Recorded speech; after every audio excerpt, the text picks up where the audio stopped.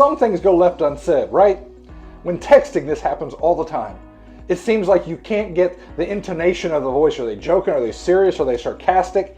And when you're reading scripture, there's a lot of things that go unsaid as well. And one of the things that goes unsaid is the culture behind what's going on.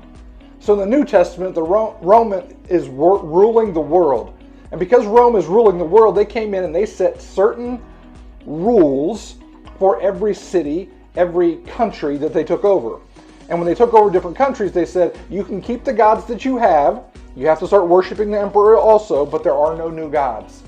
So when Jesus came and he fulfilled the law of the Jewish people said, we are waiting on a military Messiah. We don't want somebody to save us from our sins and give us access to heaven. We want somebody to save us from Rome. So they believed that Jesus was not the Messiah.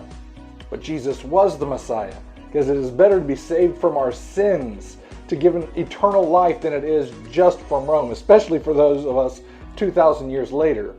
So when Jesus came in, the Jewish people said, they are not our religion. Therefore, the religion split at that point. And when the religion split, Rome said, you're now worshiping a new God, and we will not let you do that.